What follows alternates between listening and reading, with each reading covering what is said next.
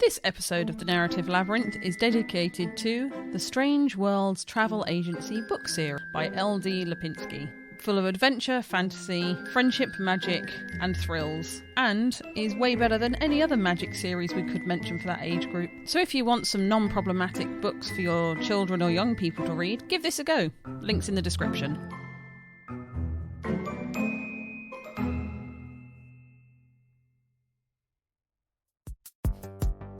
Hello, my name is Rachel, and you're listening to the Narrative Labyrinth. Here, in a small corner of the audio internet, we dive into the depths of film, TV, literature, and games, with some in-depth review and analysis. As I said, I'm your host, Rachel, and today I'm joined by two guests who I think we all know really well by this point, and if not, then clearly you haven't listened to any other episodes, and you should go listen to those. And we are here to talk about science fiction and Disney, or maybe the lack of science fiction and Disney. So please welcome my guests. Hi, Bob. Hi, Bob. Oh, hi, Bob. Yeah, I'm Andy. I talk about spaceships. I do the whole Benny from Lego thing, but, you know, I got a sore throat. And I'm not going to go that nuts. But yeah, spaceships. Woo! And I'm Zoe. I'm back again, and I love Disney. I am here as the token Disney nerd. I think it's fair to say Disney suck at making science fiction movies. I would disagree that they suck at doing it. They've done some good films. They just don't recognise they're good, and therefore, leave them to crash and burn in the wasteland and don't advertise that they've made them. So everybody says it's a flop. Okay. Well, and so also there's Disney's been going for quite a while, and there's a lot of films which I would say are science fiction, which might not immediately come to mind. Also, we do have to acknowledge Disney being the Borg, have assimilated both Marvel and Star Wars and Fox, all of which and have Pixar. a lot of sci-fi properties, and Pixar as well. So, I mean, just through the process of assimilation, they've made some of the biggest science fiction films in history, technically. I guess technically. So do you mean that Disney Studio suck at making... So, right, I'll get away from the clickbait title. So, Disney keeps trying and failing to launch a science fiction franchise of its own. They kind of fell with the original attempts, like Tomorrowland in 2015, or any of their adaptations like they did the John Carter series. Ooh, can I lawyer in here a little bit as well? You can. Because I think that might be true in the modern era, but I think if we're talking about Disney, we must go much further back for their first dalliances into science fiction. And I'm thinking things like, but that were quite successful. I would argue 20,000 Leagues Under the Sea with James Mason as the venerable Captain Nemo was a fantastic science fiction film, and I think relatively popular, and certainly had something of a lasting impact on the zeitgeist. And I know it's not necessarily a huge success, but we had Tron in the 80s. Oh, we're going to get on to Tron because Tron's an interesting one. It is, but all I'm saying is, the examples you cited are both within the last decade or so. Disney, though, many more science fiction films from the before times. But none of those, the mouse has never managed to make a science fiction series get going of its own. So you've given me individual films. Yes, I don't disagree. Tron will come back to. Tron is a special case, as it always has been. Yes. But they've been kind of unable to create their own franchise. Yeah. But has that been the goal prior to this last decade? Yes. So I actually didn't realise until researching this episode that Disney owned the Avatar series as well, which I don't know why that surprised me because they own literally fucking everything. Well, they got that from Fox, didn't they? Yeah. But basically, I think their science fiction hopes are now rested on Avatar 2, which...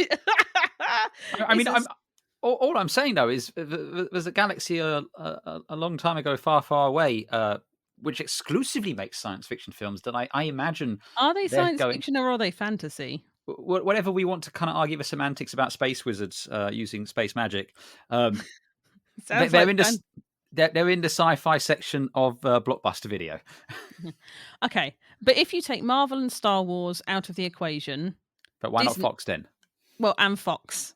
Okay. If you take... Pixar. So this is my point. I think we're just talking about... Disney Studios. I'm happy to include Pixar in that because they've owned Pixar. They owned Pixar. Then they've owned Pixar for now nearly 20 years. Oh wow, that makes me feel old. All right. Thanks for that, Rachel. Just drop that clanger in there. It's every time we do one of these podcasts with her. She has to find some way. Every single time, damn it. Dang kids with your facts. I wasn't in university when Tron Legacy came out. I literally out of fucking university, and I went as a mature student. God damn it! Right? Was it 2010? Yeah. Yep. I had a child.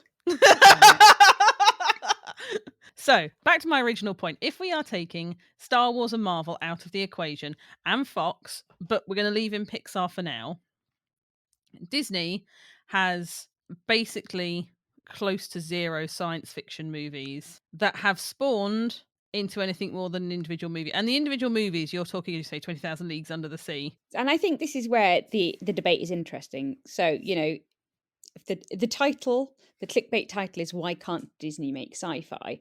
I think Disney can make sci-fi. I just think people don't want to see the sci-fi that Disney makes. So, if we kind of look through the list, the list. I literally went to see Strange World, which has spawned this entire debate at the weekend, and I thought it was a really good, harkening back to kind of the journey to the center of the earth, and those kind of films. If you kind of spliced it with some hope punk, I really enjoyed it. Tomorrowland, I really enjoyed. I thought it was a good message. It was a good film. It was fine. Treasure Planet is freaking amazing, and nobody can take that away. And you still need to cosplay the captain, damn it. Yes, I do. I need the event where I can cosplay as the captain from Treasure Planet, because damn yes. You also need to be about 2 foot taller to do that, but that's fine. Shush. Lightyear, I again really enjoyed.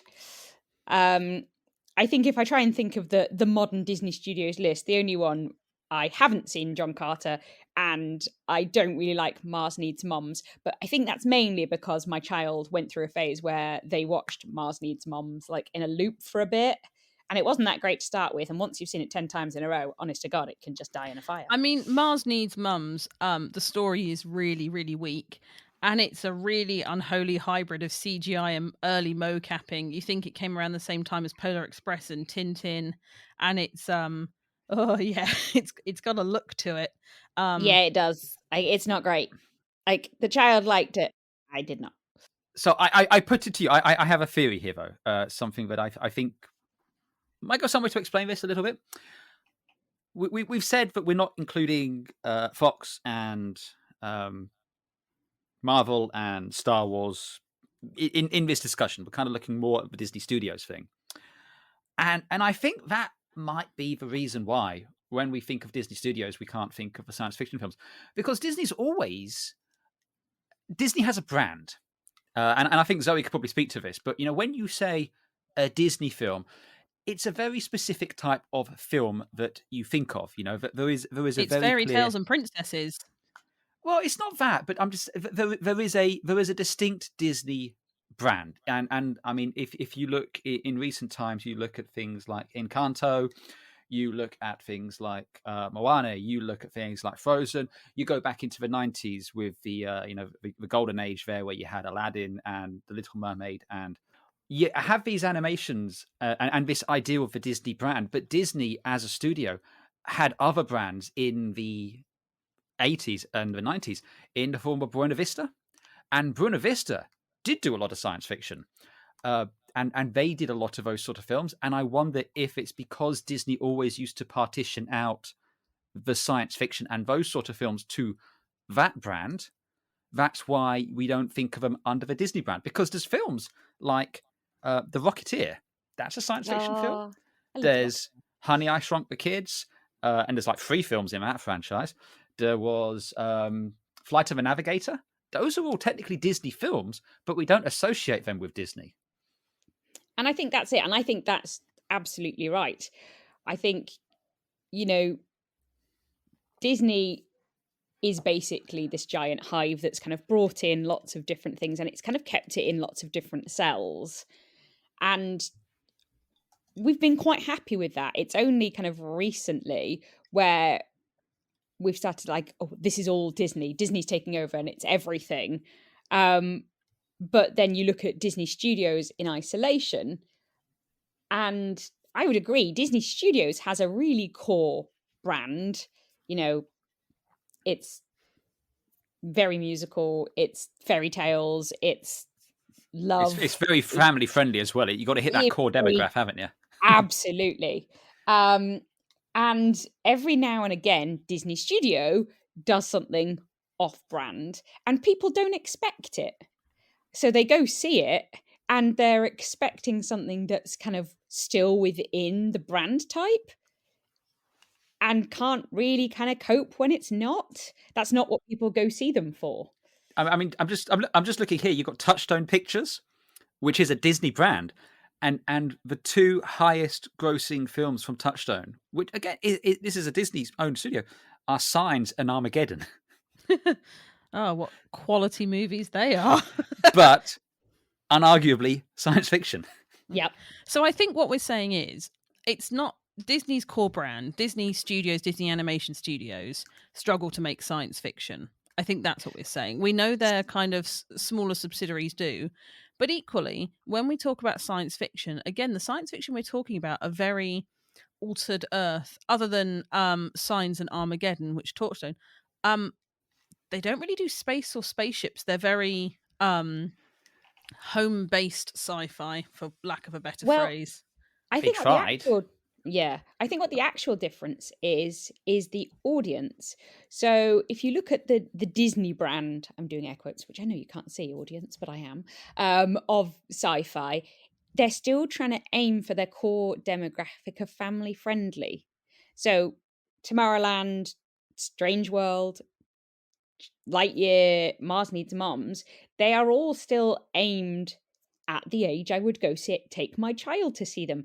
I would not take my child to go see, well, I might now because he's getting a bit older, but a couple of years ago. If Armageddon had Disney, the Disney castle at the end, at the start. Oh yeah. You wouldn't go and see you wouldn't go and see a Disney it's so tonally different it would give you whiplash. And there's a great example of this, which I think might have been the when Disney did try to kind of broaden the horizon into doing stuff under the Disney Studios brand. And this was about the same time as Tron. There's a film from 1979 called The Black Hole, which is legitimately one of the most terrifying cinematic experiences I've ever had. Not because it's scary, at least it's not a horror. It's just terrifying. And it's almost like 2001: A Space Odyssey levels of slow cerebral science fiction. I tried to watch that once while I was drunk with my best friend, and oh my god, we were like, what's happening? That's probably traumatized me more than any film but The Birds. Dear readers, do not try and watch that when you're drunk if you don't know what you're expecting, because it's not what you're expecting. This was branded as a Disney film, and it bombed hard, and it's got a cult following now. But I think that might have been when they then started going, okay, you know what, we have our Disney brand over here for the Disney stuff, and all of this stuff can go and be called something else. I mean, you're talking about kind of known as the Dark Age of Disney, or the Bronze Age, if you want to put the happy spin on it, that kind of went from the late 70s, including the Black Cauldron, and lasted right the way up until The Little Mermaid, or technically, what was the one about the cat? Oliver and Company. Yeah. Billy Joel music. Yeah. Although basically The Little Mermaid. And it was this point where Disney had no direction, didn't know what to do. It had all its classics. And it was before it had the Disney Renaissance, which we all kind of know, and that very formatted princess Disney Renaissance of the 90s. And bizarrely now, they then had another dark period at the kind of the first decade of the new millennium. And to get around that, they're just remaking everything in live action. And buying everyone. Oh, yeah, and just buying stuff. Disney made films for young children and girls. Disney wanted to make science fiction because they wanted to tap into a boys' market. They struggled to make their own science fiction, so they brought Pixar. And then they brought Marvel, And I mean, Marvel was the biggest entry into the boys market they could possibly get until they brought Star Wars in 2012. And then just to complete everything and to get adults as well, they've got 20th Century Fox. So Disney have gone around assimilating. You know, they had in the early noughties, they had Atlantis fail, Treasure Planet kind of just not succeed in kind of the science fiction. So they went and brought Pixar, and then Pixar did make it work. And then they took some of that and had hits with Big Hero 6. So I would argue they didn't buy Pixar to make sci-fi. I would agree that they did buy Pixar to make content that would appeal to a wider audience than princess girls. So talking Toy stereotypes Story. for boys. Boys weren't interested in princess dresses. Yep. Yeah, but Toy Story, massive hit, not sci-fi. So, you know, you can't say How is that not sci-fi? I don't What, think Toy it's Story? sci-fi. Toy Story Yeah. science fiction. No, it's not. Yes, it is. No, it's not. No. Yes, it is. No, It's not. It's about sentient plastic toys. What part of that is not science fiction? Witchcraft. They're Fantasy. enchanted. At no point does it say they're enchanted. At no point does it say they're technological either.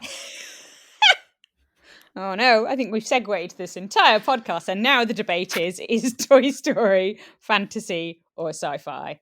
I say it's fantasy because it's the kid's imagination. Yeah, I'm going with Zoe here.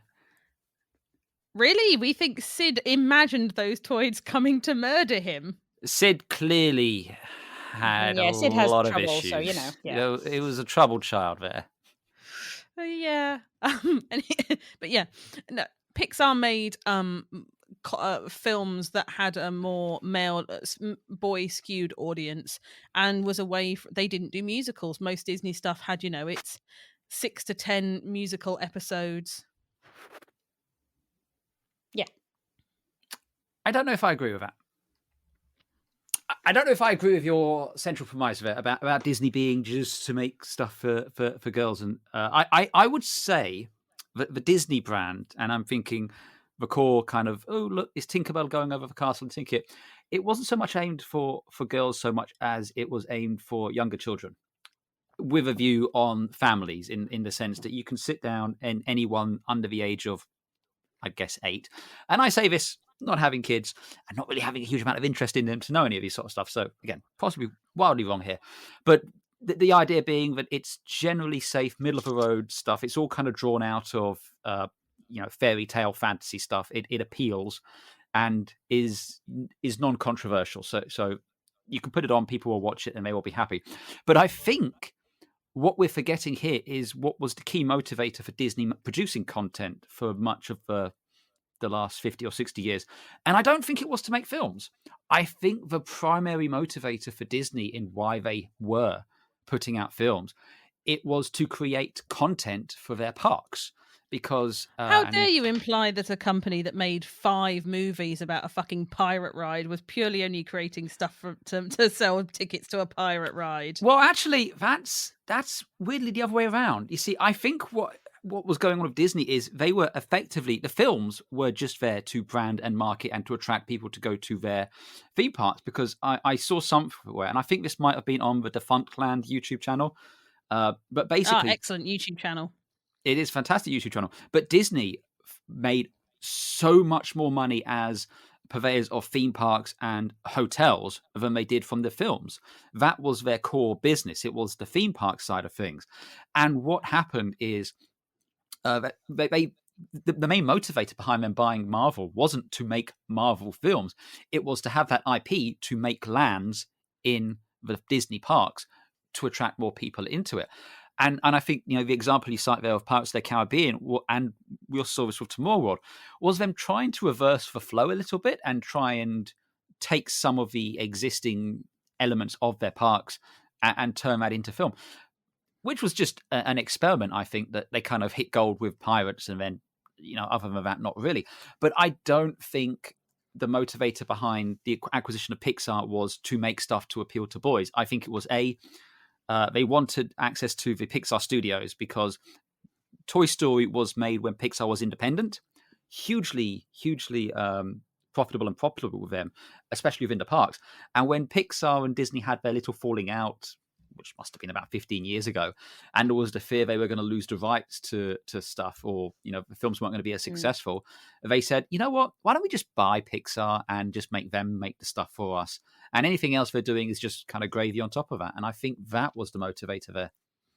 And I would agree in terms of Disney's motivation. So if, getting to a slightly tech nerd point of view here, if you look at Disney's vision statement, Walt Disney set up the company to create, and it was all about create like the happiest place on earth. Disney is there to create kind of happy memories for children, all of that. I've actually got their vision statement written down somewhere because I use it for training sessions. It is all about, for Walt, it was creating those happy experiences, those happy memories, those happy moments for children and for families. Interesting little fun fact, Walt Disney, when he was looking at setting up his first park, actually went to Efteling in the Netherlands because Efteling already existed by that point and was a really successful park. And he was like, oh, I'm looking at doing this, what are your top tips? And the people who owned Efteling, who I can't remember and probably would pronounce horribly even if I tried, basically said our top tip is create memorable characters. People will engage with those characters and then engage with the parks. And they gifted them, some statues from the characters from Efteling, which, by the way, terrifying, but there we go. And that's where kind of the whole brand came from in terms of Walt saying, right, well, I've got Mickey, I'm going to make him the central thing for my parks and grow everything out from there. So then the content was about Mickey to get people to the parks, which was about Mickey. And then it kind of spread out from there. So I would agree, kind of the central premise for Disney was, well, what can we create that will get people to buy into it and want to kind of engage with it and then get them into the parks where we'll get more money from. Obviously, we've seen lots of interesting stuff happening with Disney recently where real estate and kind of prices for running, etc., have become much more expensive. Therefore, the parks have actually started making less money than the films. So they've been trying to look at ways of, oh, well, actually, if the films are now becoming our money-making thing, or if Disney Plus and TV is now becoming our money-making thing, how can we make original content and then get that content into the parks to get people back to the parks? But I think originally it was definitely the other way around. Yeah, I think originally it was definitely the other way around.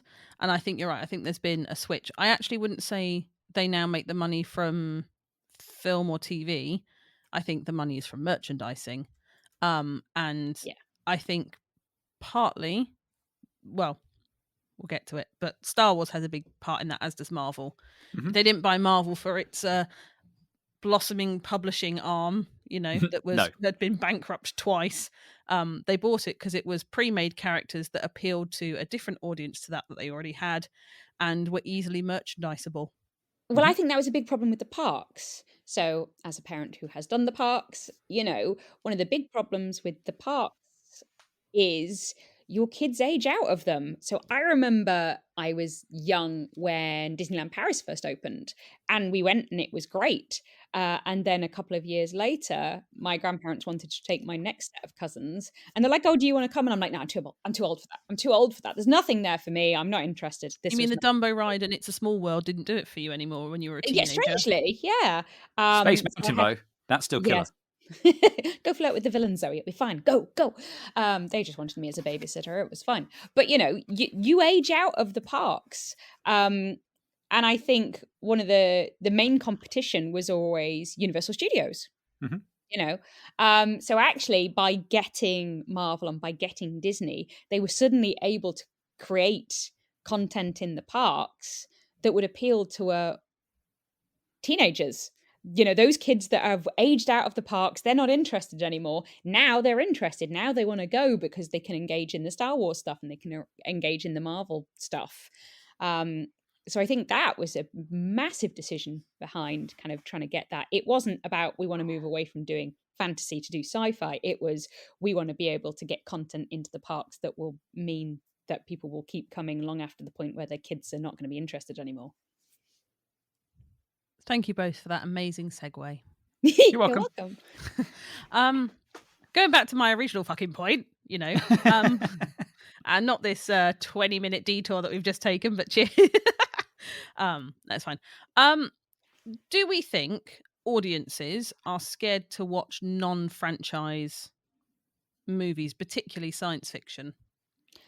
I don't know on that. That's probably more of an Andy question. Well, it is huge, but it is a little chicken and egg. And I think this is It is. evidence in the Strange Worlds thing. Because this is a film I didn't even know existed. Nor did I. You told me about this. Disney has done a Journey to the Center of the Earth science fiction film, which looks absolutely fantastic. And it's I believe, the first time an openly LGBTQ character in the lead.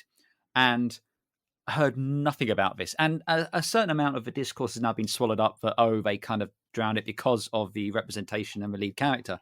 But equally so, it just could be because of the it being a science fiction film kind of away from Disney's core brand. I don't know. I haven't seen the film, so I can't really comment. I mean, also, I don't know if the film's good. You're both saying it's good. I believe you there, but I haven't seen it, so I can't. I do not think it will go down in history as a missed Disney classic. It is above. So it's no Black Cauldron, man. It's above average. It's good. It's got some good colours in it. My personal biggest annoyance with it is Disney have got this art style at the moment that I'm not particularly fond of, which is the no straight edges and big round face and noses look, which I'm not a huge fan of. Does it have a kicking soundtrack by Lin-Manuel Miranda? No. Then I'm not interested. I'm out. Don't want to know. What it had for personally, right? Stranger Worlds, the biggest jarring experience. Strange World, whatever. Right. My two biggest whiplashes with it. One, it has the most fucking forgettable title of a movie ever made.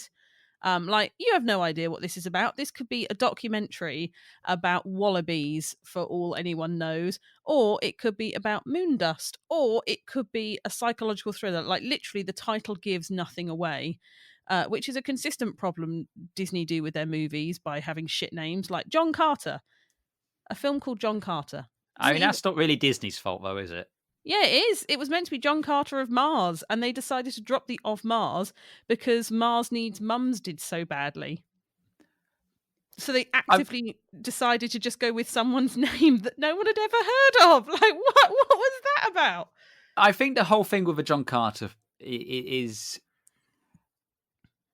The problem with John Carter, if people aren't familiar with, John Carter is, I believe, a 1910 serial. And not the kind of cereal you eat. I mean, serial of novels that came out then. And it's hugely influential. It's influenced Star Wars. It's influenced Buck Rogers, influenced Flash Gordon. It's kind of the genesis for that kind of action, adventure, science fiction.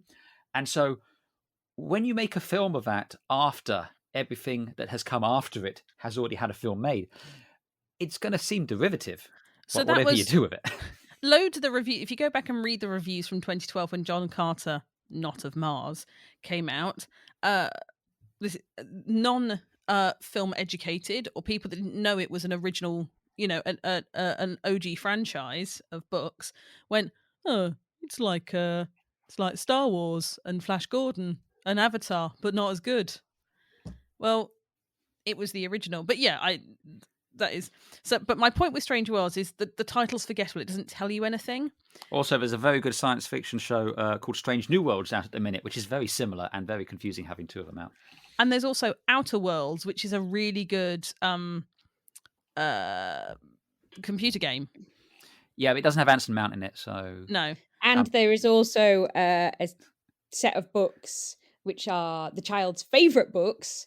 Which are the Strange Worlds, and he got really excited when we were going to go see the film because he thought they'd made a film of his favourite book series, and then was really disappointed when he found out that it was not related in any way at all. He still really enjoyed it, but we've just come up with 4 separate entities that have almost identical titles from 4 separate different places that are happening at the same time. So it's that meme from Dexter, isn't it? Surprise, motherfucker! Some fries, motherfucker! All rise, motherfucker!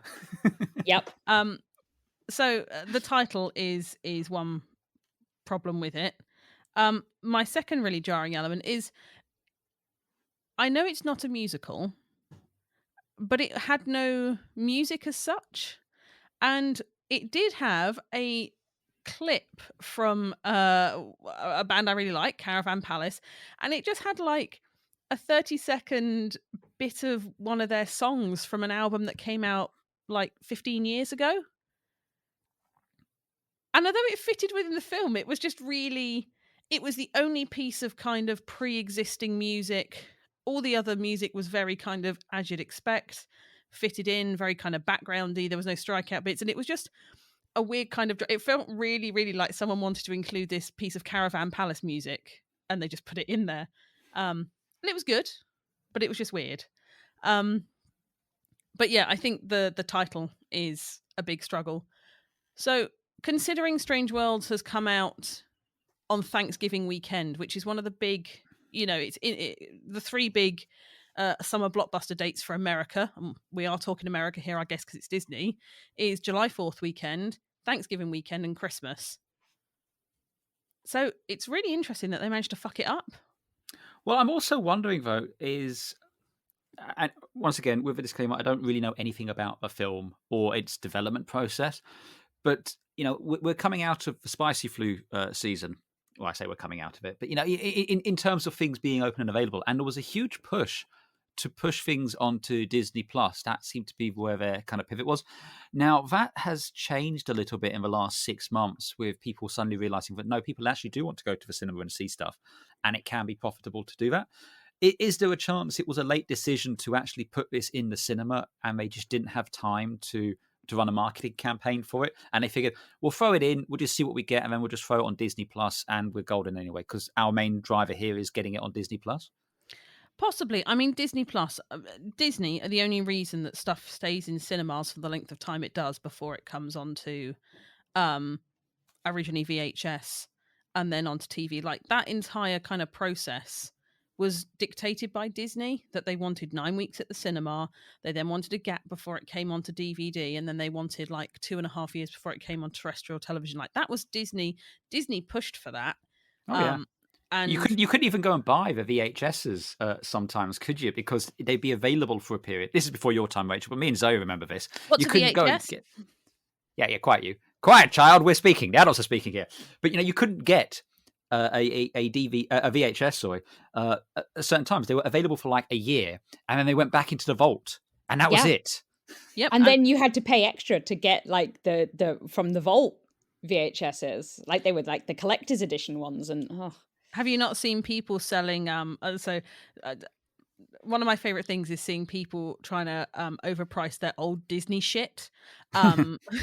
Like, yes, I've got the Cinderella VHS from the Black Diamond edition vault release. It's fucking Cinderella in a white case. Like, no one cares that much. It's a VHS.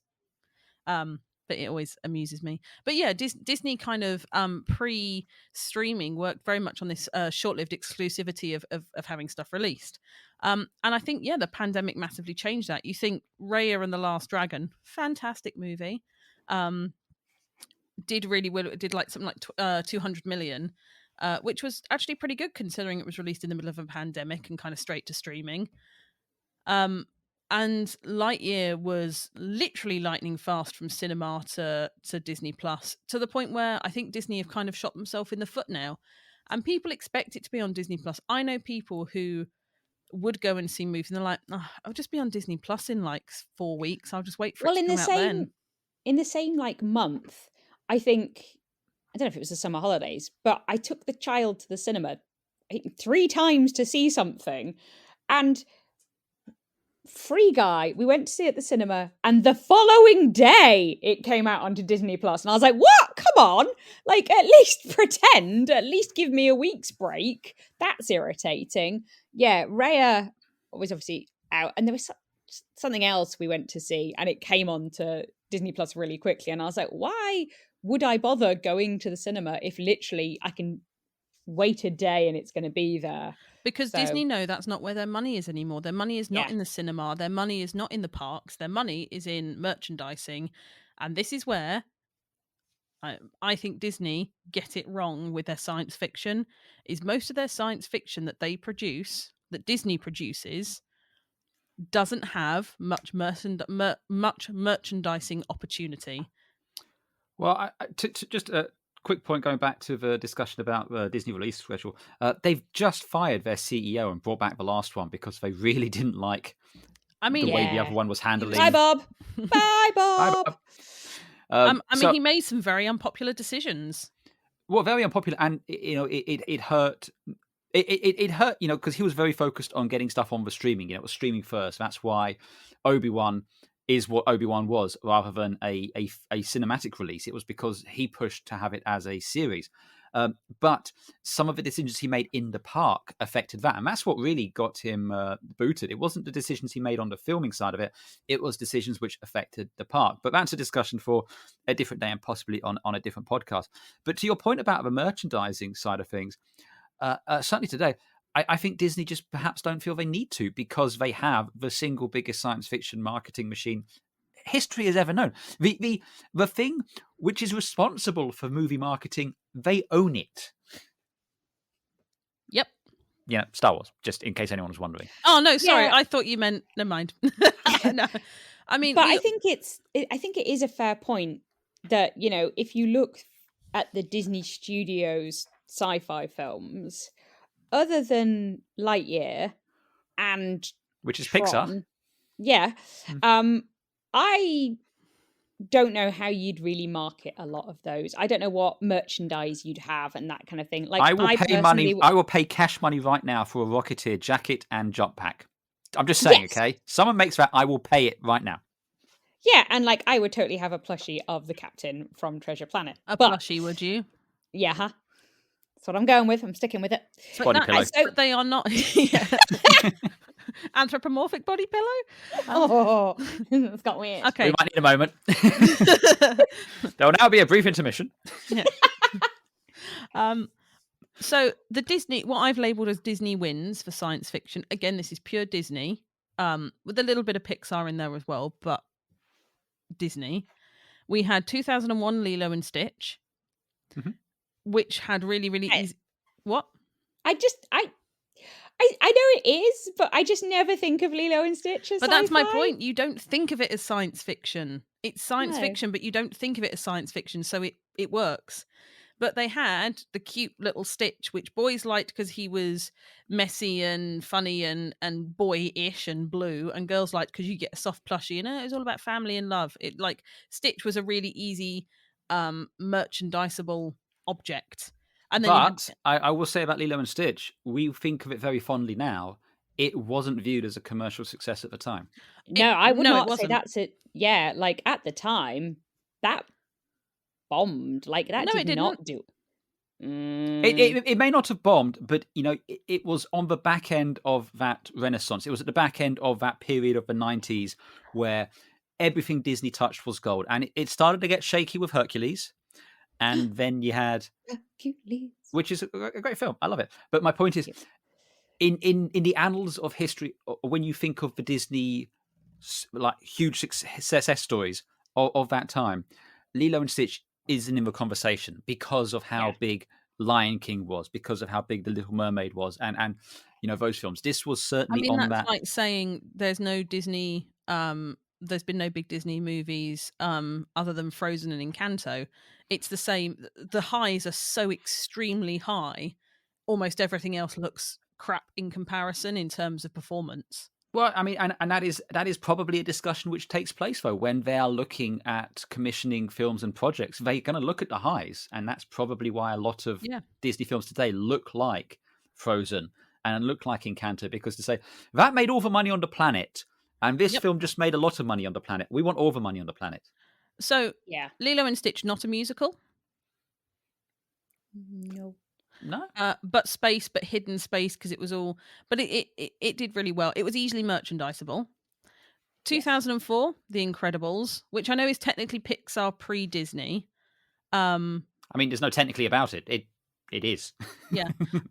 But Disney made some big wins on The Incredibles once they bought it. They did video games. They did a lot. They really pushed the franchise after that because it was an easily merchandisable franchise. It was basically the Fantastic Four and Marvel before they owned Marvel. With a bit of a spy thriller and stuff going on there as well. There's more than a little Bond in there. Yeah. Oh, I love the jazz soundtrack for The Incredibles is great. But anyway, you then had Wall-E. Wall-E. Yeah. But again, I think of the ones you've listed so far, the one that is the most science fiction-y of all of these films. Yeah, ironically. But WALL-E hit a really easy point. It touched people. It made real use of people having proper widescreen at home and proper HD at home again once it came round to it. And it hit the right notes. WALL-E was a fluke, in my opinion. WALL-E should have bombed, except they did decent marketing for it. And WALL-E was an easy toy to make. The robots are easy toys. They learnt that from watching Star Wars. Robots make easy toys. Kids But like again, I counter. It's branded as a Pixar film rather than as a Disney film. Well, yeah, I said Disney/Pixar win. No, I get that, but this kind of goes back to the point we were making earlier. I think Disney do make science fiction films, and some of the science fiction films have been very successful, but they're not branded as Disney. Except Big Hero 6. Which a fantastic film, which I love, but again, I don't think is viewed as one of the big Disney success stories. Disney view it as a success story, but it's not. I always think Big Hero 6 is Pixar, and it's not. It's straight out Disney.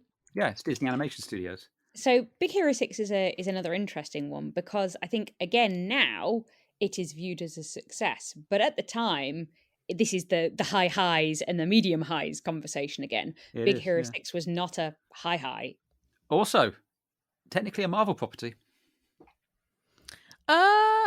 Yes, technically. But released as a Disney before. No, I'm saying it was a comic series before it was a film. Yes. It was a Marvel comic series, but they didn't release it as a Marvel film. They released it as a Disney film. Yeah. But once again, it's an adaptation of something that already existed. I'm being massively pedantic because I can, but it's a case of. I mean, we're three white people on a podcast. I think we have to be pedantic. I think it's true. Yeah. I mean, I'm slightly uneasy that neither of you have beards, if I'm honest. But I'm making allowances here. Are we not each other's beard? Like, wait, is that not how that works? I don't think that's how it works. You need a beard of holding to speak on the podcast. But can I counter with? So can I just kind of give you some other what I think of our actual Disney wins on science fiction? Well, I just want to say I think Big Hero 6 was a win because again it had a cute, marketable element.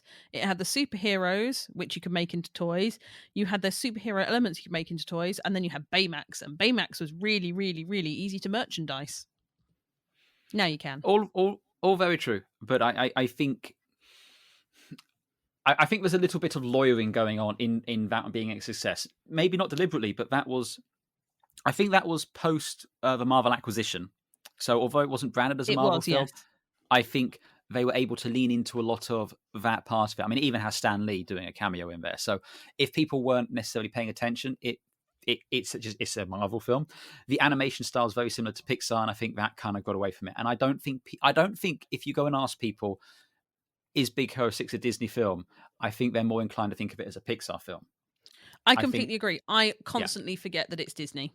Yeah, but so some science fiction films that I think Disney have done, which are unambiguously kind of I think Disney was Honey, I Shrunk the Kids series. That's branded as Disney, and I think that was a huge hit in the 80s. Now, this is obviously before your time, Rachel, but if you can imagine, Rick Moranis shrinks his kids, and then they have to fight off like a giant ant, and then they get stuck in cereal. I mean, there was a ride from that, I think, at Disney Studios or something. The Rocketeer, as we mentioned, never quite got to the big heights and successes, but I think a successful Disney science fiction film. And Flight of a Navigator. Banging soundtrack from the Beach Boys. What's not to love? So I actually think Strange Worlds has some element. Huh? One world. Strange World. Strange World. See? Problem with the title. I think. And my surname's Strange, for God's sake. Like, if I can't get this right, then there's no hope. Terrifying. I don't remember my point. God damn it. Oh, Strange World has a lot of those kind of... Strange World does retro in a really interesting way because it doesn't do nostalgia, but it does a lot of the kind of steampunk Rocketeer kind of shapes, textures, colours, and this kind of adapted sci-fi, but then use it as hope punk, which we don't often see. We normally see hope punk as a split off of cyberpunk rather than a split off of kind of steampunk. And it totally is. I mean, that's one of the reasons I think it's actually a good film and really enjoyable was it starts off with the old school narrator, Alan Tudyk, kind of doing his intro like a 1950s film, or even a 1920s. Oh, it sounded like you had Matt Berry there for a second. Yeah. I'd like to hear him do an introduction to a Disney film. Yes. But it even starts, they're opening a book, and it starts with an opening of a book and a closing of a book. Like it goes... Comic. It's the opening and closing of a comic. It is a serial comic series set around the central family and their explorations. But the reason it has failed is because it has no cute marketable thing in it. Like so I don't think you can say that at this point, because no, look, it's entirely possible the film will be forgotten by the annals of history, but Disney have clearly failed to market this in any way. They done fucked up here. There's no argument there.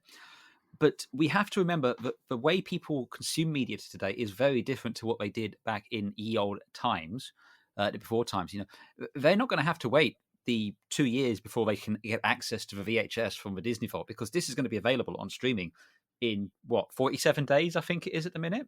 Yeah, it will be January when we're all cold, miserable, sat at home, hopefully with the electricity on, but who knows, it might be a blackout. Yeah, and I'm wondering if, you know, it may yet find its audience. I mean, Big Hero 6 found its audience after its cinematic release. You know, I think we have to bear that in mind when we're having these discussions about whether...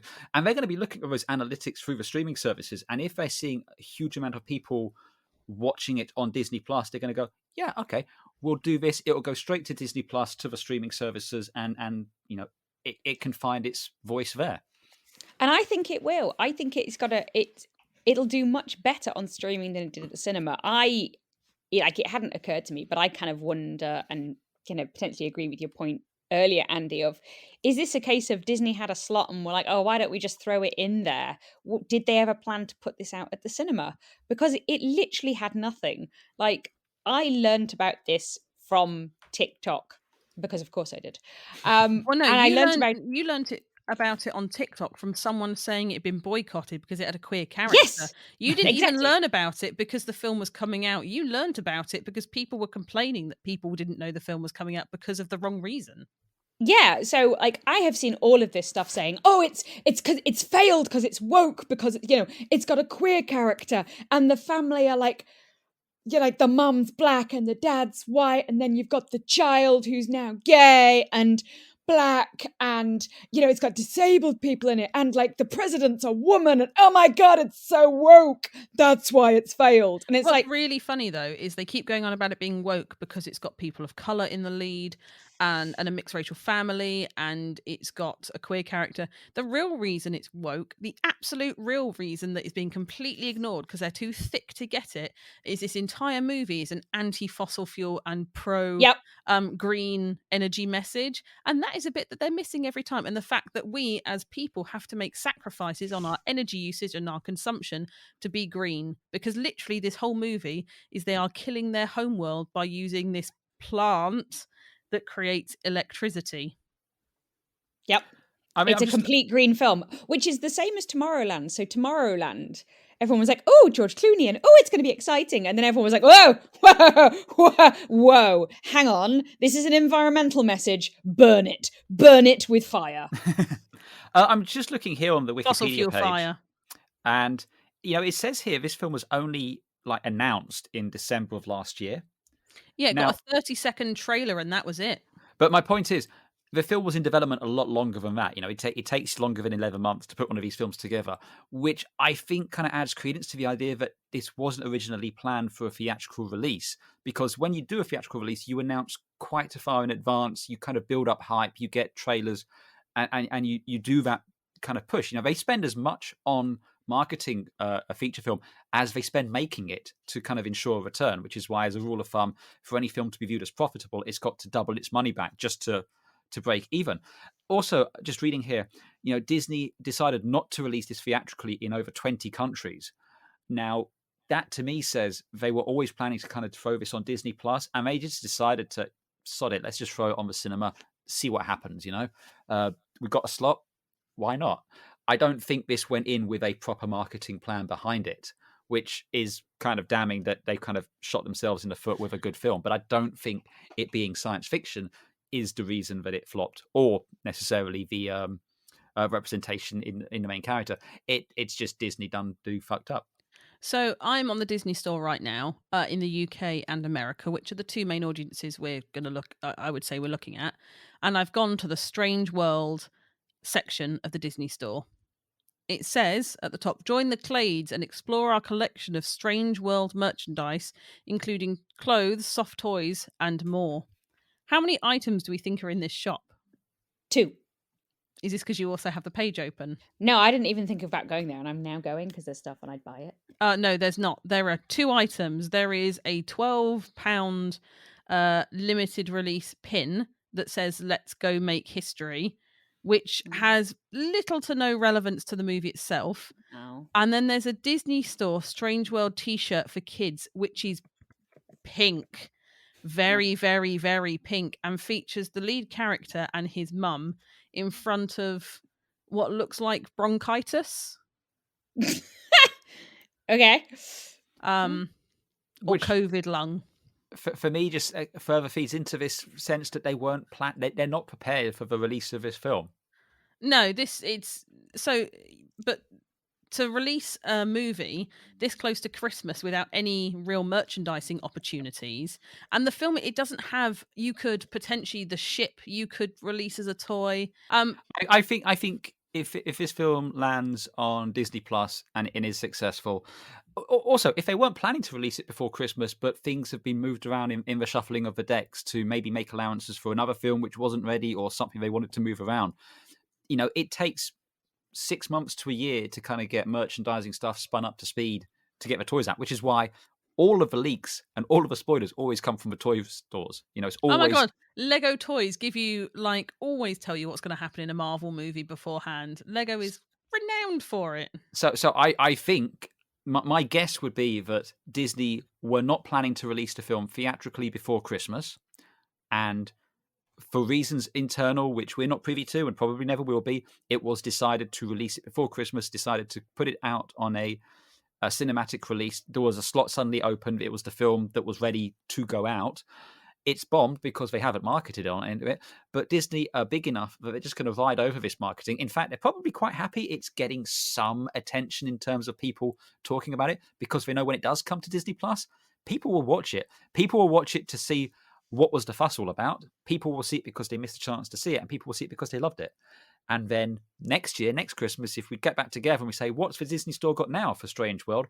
I imagine there'll be a lot more. I wondered if they are going to do a TV series based off of it, a cheap animation TV series. It would lend itself really well. It would lend itself super well. Like, they've done several for Big Hero 6, which have landed really well. This is another one that actually would really support that. But I think as a film itself, it is going to sit in the same space as Treasure Planet and Atlantis, as this kind of loved hidden gem of Disney. And again, both of those, difficult to market and merchandise. And we've spoken around marketing for a while now. Let's actually talk about marketing. Disney cannot market science fiction movies that they produce. They don't actually know what to do. They don't have any of their key points that they normally advertise on, any of their key kind of talking points that they market on. So they flounder and don't do anything. Well, yeah, there's no princess dress to, sell. There's no little figure toy sets, really. There's no sing-along soundtrack. There's no sing-along soundtrack. There's no cute animal sidekick voiced by Alan Tudyk. It's in their normal wheelhouse. I mean, it's deeper than that. Strange World, I have no idea how you'd actually market. I, as someone who has worked close to that industry for a while, I don't actually know how you'd go about marketing Strange World, because the story concept doesn't really fit as an easy to market piece. I mean, I can't talk about it because I haven't seen it yet, but I can talk about Treasure Planet, suppose. And there's a lot of marketing opportunities there, but I think the problem with Treasure Planet is it came out about 15 years too soon. Mm-hmm.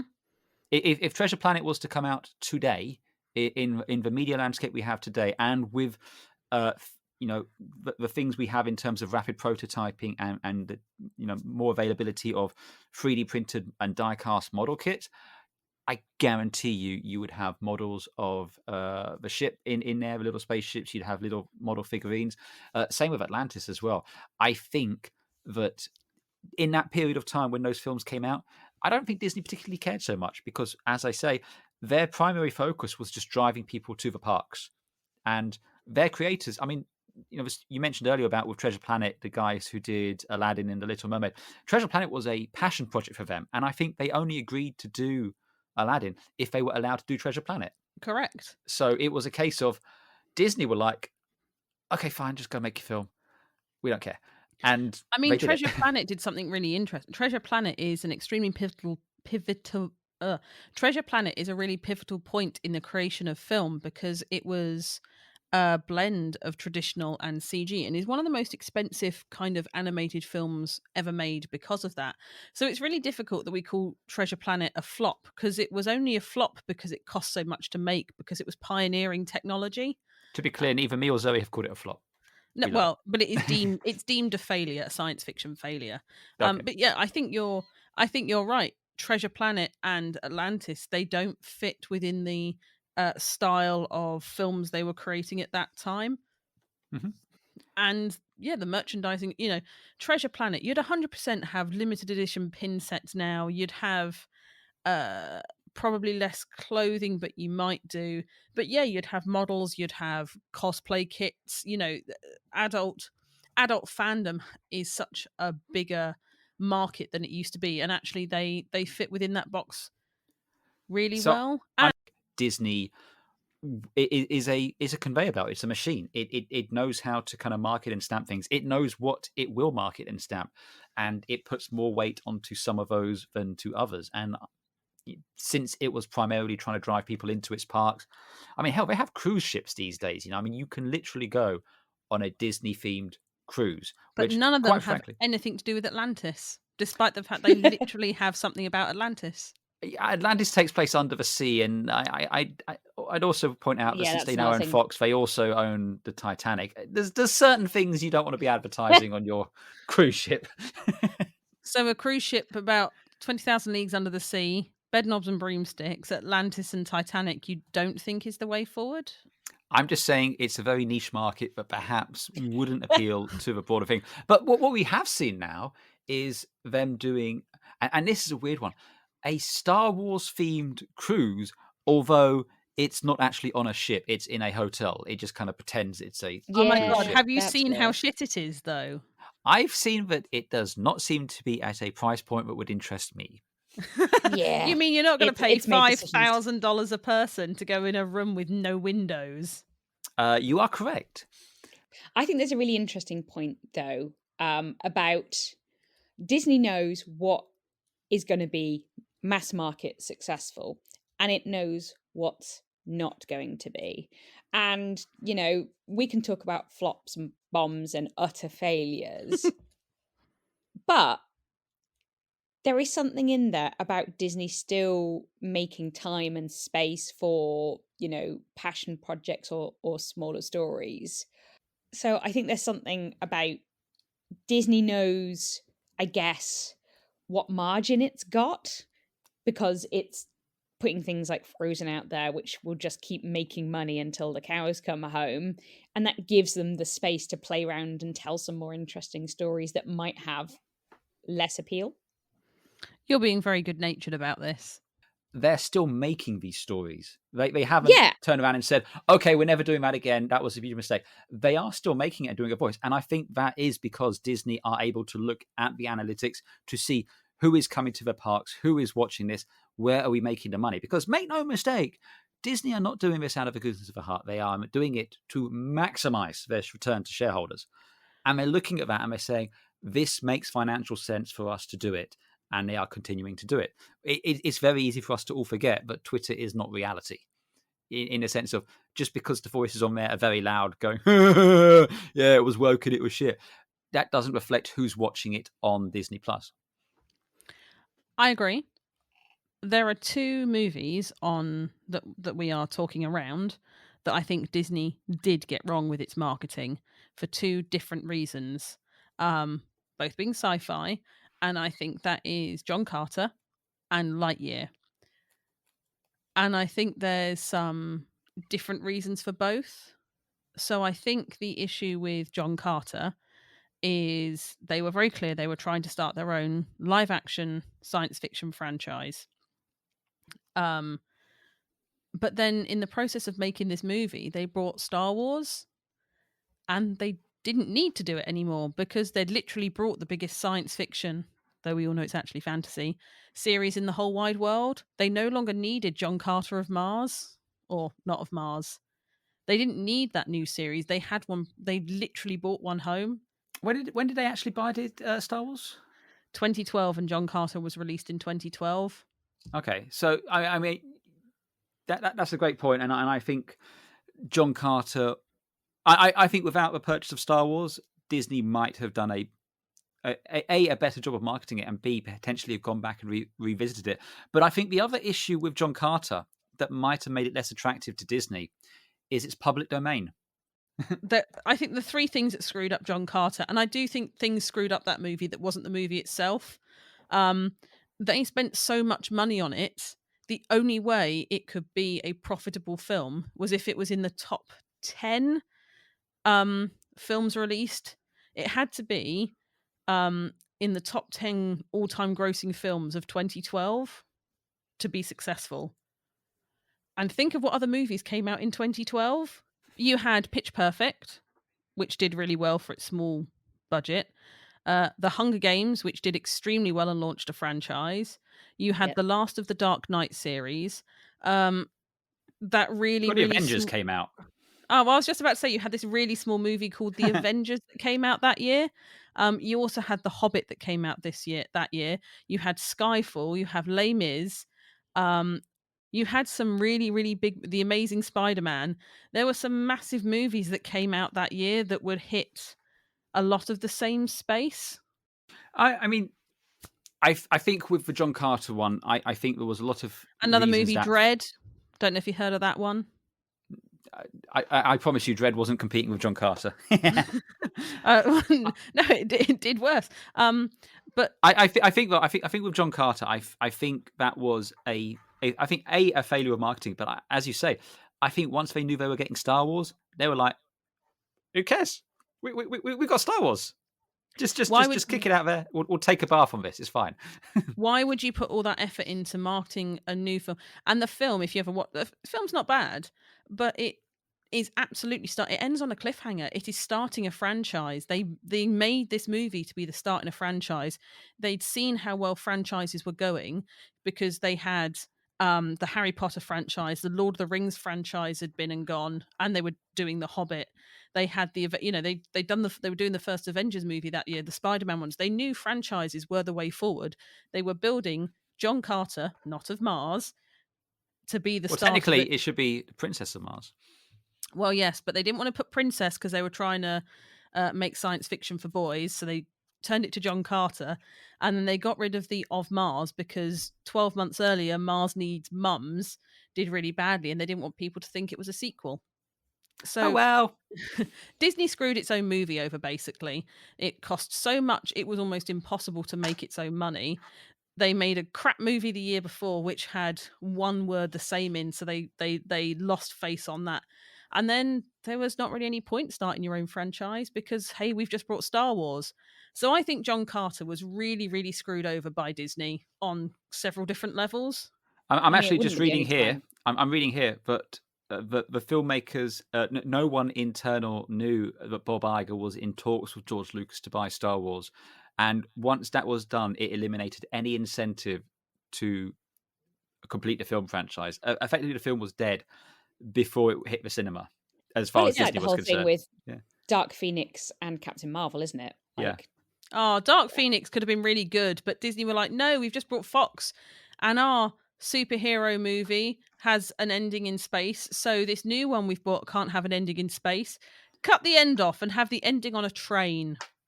Look, I'm just going to say, Fox and superhero films.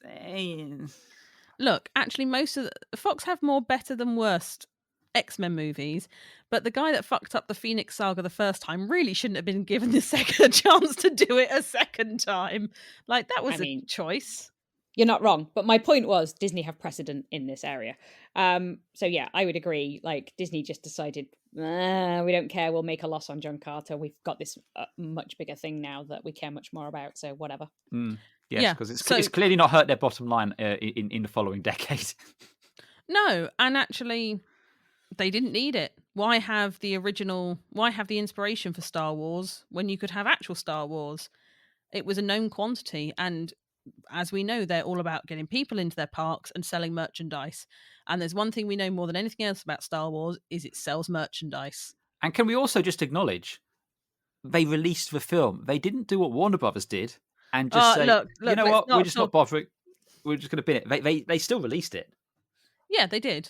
I think the other, so John Carter, yeah, I think they fucked their own movie over. I think they knew what they were doing by the end of it. I can understand why everyone had lost complete interest in working on that movie. I would. If I was working on John Carter and I just found out that Disney had brought fucking Star Wars, I probably wouldn't be that. I'd be like, oh, great, awesome. Can I work on a Star Wars movie? What if we just stick a lightsaber in here? Do you think they'll be interested then? The second movie, I think Disney absolutely screwed over with their marketing, is Lightyear. Once again, Pixar film, but we're splitting hairs there. It's Disney. But this one, I agree with you. I think Lightyear is a very confused film. I like it a lot, but it's not the film it's purporting to be. Yeah, like, I really enjoyed Lightyear, but I remember my stepdad, I think, rang me, and my stepdad was like, what the hell did I just watch? That really wasn't what I was expecting. And I was like, well, what were you expecting? And he's like, Toy Story. Like, it's the next Toy Story, right? And I was like, yeah, but no. It's the film that retrospectively Toy Story is meant to be based on. But I was going to say that film is purported to be the film which made Andy want to go and buy the Buzz Lightyear toy and kind of launch that franchise. Yeah. No kid is watching that film in 1995 and then saying, "Oh, I want that action figure." They should have done the Buzz Lightyear cartoon series, which was a much better representation of the sort of thing that kids would have been interested in. Yeah, it was weird because, we came out of that and the toy the child wanted was socks. Like, he did not come out of that going, oh, I want a Buzz Lightyear figure. He's like, I want socks. Socks is cool. Toy Story would be really different if it was Woody and socks rather than Woody and Buzz. I'd still watch it, though. I'd watch that film. Oh, absolutely. Yeah. I feel like you get some holy mishmash between the 50 millionth Shrek installment of Puss in Boots and the original Toy Story. Yeah, so basically, Woody is now Shrek and Socks is Donkey. Is that where we're going with this? I'm confused. You see, what they should have done with Lightyear is they should have presented it what it actually is it's a remake of the film that inspired Andy to buy Buzz Lightyear. It's a remake of a film that was made in the 90s.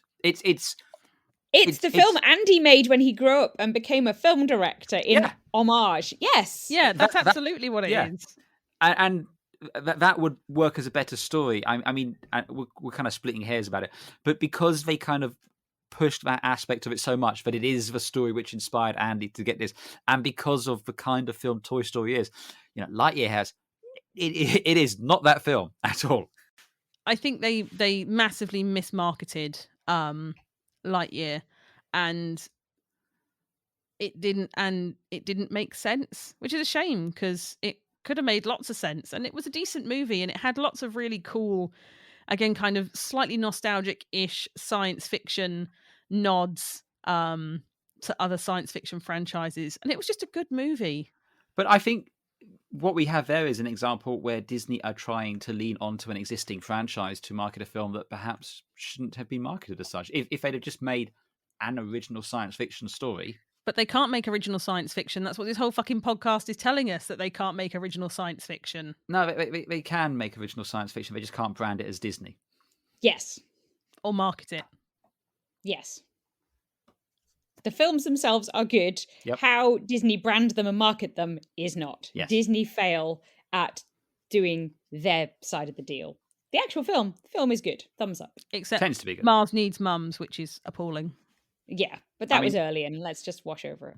So, even though we're coming to near the end of the podcast, something that we have not talked about is the big blue white saviour complex in the room, known as Avatar, which we all now know is owned by Disney, which is horrifying.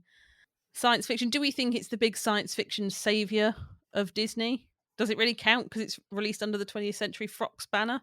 I was going to say it's they're maintaining the 20th century brand once again to kind of differentiate it from Disney, because the other big kind of science fiction franchise they have under that banner is Alien, and they're doing another Alien film and another Alien series.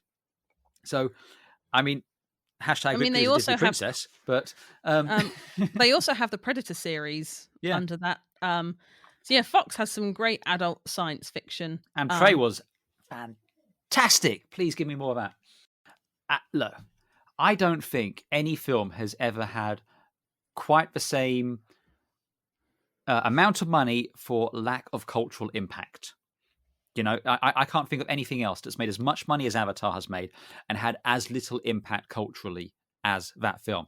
And the fact we now have another one about to come out, and I have less than zero excitement about it. And it's not because I'm hating on the film or James Cameron or anything like that. He makes amazing films. They're spectacular. But I just look at that film and I'm going like, there's a hole where the excitement for this is meant to be for me, and it's just not there. So what's really funny is, I've just Googled when Avatar was released. 2009, which I did know, and I'll tell you why I remember that in a second. But they've got Avatar 2, The Way of Water. They've got 3 is coming out in 2024, 4 is coming out in 2026, and 5 is coming out in 2028. And they look more and more like the Asylum Sharknado movie posters the more you look at them. Like, devaluing quality. Clearly they're telling some overarching arc here about Palpatine and how they returned. Somehow. My problem is, as you say, Avatar, like Game of Thrones, it has such little cultural impact after the fact. In fact, Game of Thrones has more cultural impact after the fact, I would say. Well, I think we have to revert people to the episode on how to end a series there, because Game of Thrones had a huge amount of cultural impact until it fucked the ending. And everyone was like, we are actively going to forget this thing ever existed. Yeah. I think Zoe's forgotten this podcast existed. She's disappeared somewhere. I'm here, but you're quite happily waffling, and I've fallen down the Disney store because proving that Facebook listens to everything we say, it's now advertising me Disney clothes, and I found some I liked. So bye! Avatar is a crap movie with a crap message and a crap storyline, and it's got a huge white saviour complex that really, I think, was borderline inappropriate in 2009, and I'm really interested to see now in 2022 how they are going to make amends of that message. What's going to be interesting is we know that Marvel, is kind of the Kevin Feige is the king of Marvel and kind of dictates Disney's strategy when it comes to the films there. And Kathleen Kennedy kind of runs the Star Wars side of it. But I don't think on the Fox side it's the same, because Fox is kind of another studio rather than a production house. Fox makes more films than just Avatar. So I don't... Fox doesn't have a central franchise. Marvel is centered around the Marvel characters in the Marvel universe, and same with Star Wars. Fox is, as you say, like original Disney, it is a production company that they purchased. Yeah, so I don't yet know if we have a sense of how Disney will market 20th century, what used to be Fox, films going forward, and what is their kind of overarching approach to those, and that will kind of feed it. How hard are Disney going to push Avatar? I mean, they're going to push it a lot, but are they going to push it as they would a Disney product, or are they going to push it as how they push Star Wars stuff? I mean, I'm imagining there's an Avatar world opening at a Disney park sometime soon. So yeah, but there's not a lot of Avatar that translates particularly easily into park material, which is a problem they have with a lot of science fiction. Star Wars is easy because they're generic humans and you can mod buildings and stuff to look Star Warsy quite quickly. Marvel is set mostly in modern day, relatively Earth and Earth or Earth adjacent, and again is just people in suits. Avatar, the anthropomorphically, they are different to humans. They are taller, they're longer, they're thinner, they're blue. It's not. It's Pandora. The world of Avatar is opening in the animal kingdom. Yeah, and they've already got loads of stuff on the Disney store for Avatar, like adult clothing and stuff. So they're fully prepared for this. I think they're going to do Avatar the way they do Star Wars. Avatar's probably going to make like a shit ton of money because for some reason the first one did, and I don't quite know why, but I'm sure this one will too. Plus, it's probably the only thing out at cinema at Christmas time, as you say. But everyone's just gone to see Black Panther, and people don't have the huge amounts of disposable income at the moment. True, but I still think it's. I don't think Avatar 2 is going to become the highest grossing film of all time. I don't think that's going to happen. But I think it's probably going to be one of the highest grossing films of this year. I reckon it's probably going to pull in, at the end of the day, about $1 billion worldwide. Yeah, I would expect so. And I think it's, Disney will market this film, and, they're already doing so because it feeds into their core business of it's a land in their park. It worldwide as well. It's in the park in China as well. It has the kind of appeal on that side. So yeah, Avatar will do that. But kind of bringing us back around to your point at the beginning, Disney can't make science fiction. It's not going to be a Disney branded film. I mean, even if it does have the Disney castle at the beginning, it's not really a Disney film, is it? It's not princesses and fairy tales and musical things in there. But the money's going to go to the shareholders at the end of the day, and that's what they care about. Yet again, they've bought in the money franchise. Oh no, I think they're just going to literally lift their Star Wars game plan wholesale and just stick it onto this. Yeah, like why? If something's broken, not broken even. And it's not like the Star Wars team have got any other films to be working on at the minute, is it? Well, true. I mean, we're not due another Marvel movie until February, middle end of February. Wow, a whole 2 months.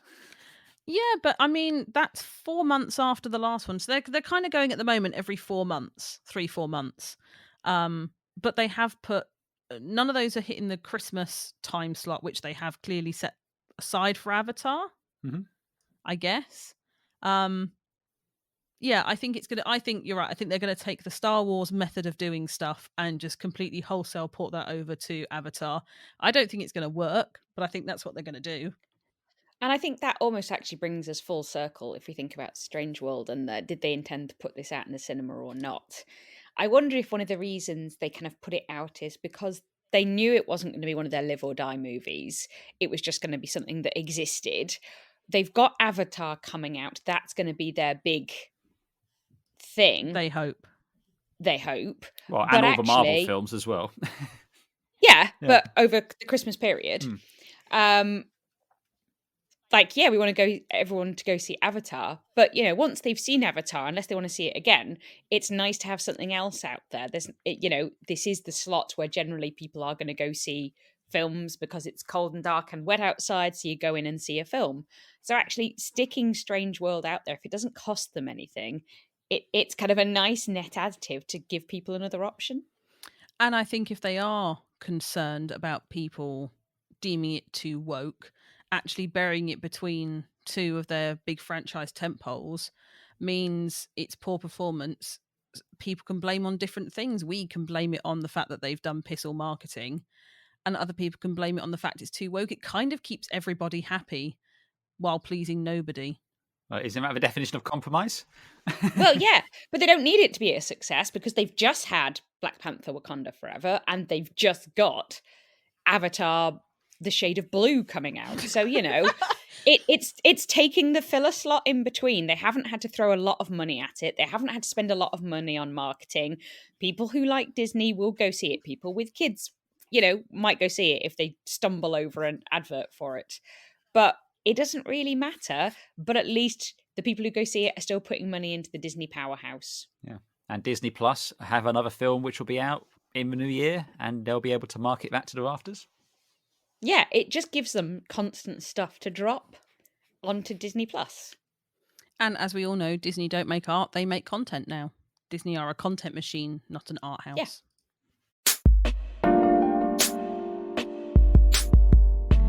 Excellent. I think that's probably it for another episode. I think I'd like to thank my guests, Andy and Zoe, for coming on the show again. Have either of you got anything you'd like to shamelessly plug before you go?